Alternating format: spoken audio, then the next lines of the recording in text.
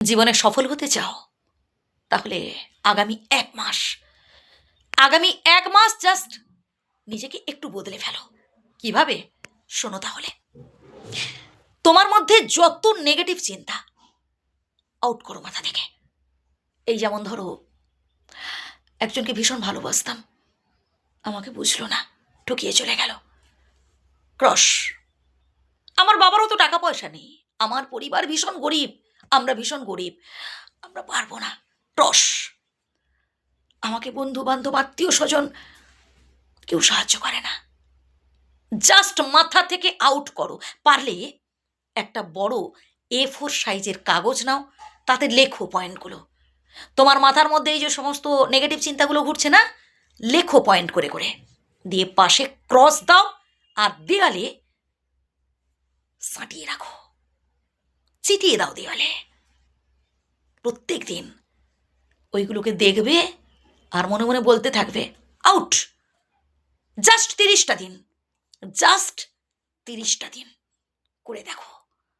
Number 2, আজ পর্যন্ত তুমি ব্যর্থ হয়েছ কোনো একটা কাজে, হতাশ হয়েছ, টেনশন করছো, আমার দ্বারা সম্ভব নয়।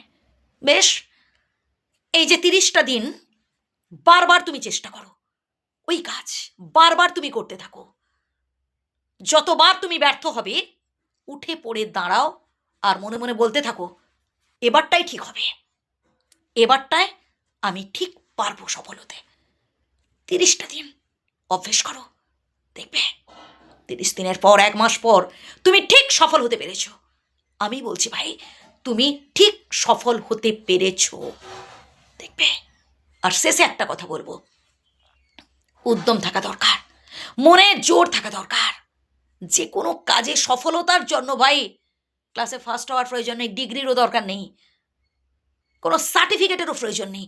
দরকার শুধুমাত্র তোমার মধ্যে একটা জিনিস, আর সেটা হচ্ছে মনের জোর। তোমার মধ্যে যদি সেই মনের জোর থাকে, যদি উদ্যম থাকে, যদি জেদ থাকে, এই পাওয়ারটা যদি থাকে, সে পেছনে যত আটকে রাখার চেষ্টা করুক, যে যত নিন্দা করুক, যে যত সমালোচনা করুক, যে যত কুটকাচালি করুক, পারবে না তোমাকে আটকাতে। তুমি ঠিক জীবনে সফল হবেই। এবং ঠিক 1 মাস পর আমি যে কথাগুলো বলছি ভাই, কোনোটাই ভুল নয়, তুমি উপকার পাবেই। 1টা মাস জাস্ট এই 3টে যে বিষয়গুলো বললাম করে দেখো, তারপর বলবে যে বোনটা যে কথাগুলো বলেছিল বা এই দিদিটা যে কথাগুলো বলেছিল ভুল নয়। 1 মাস বাদে আমায় উত্তর দিয়ে যেও।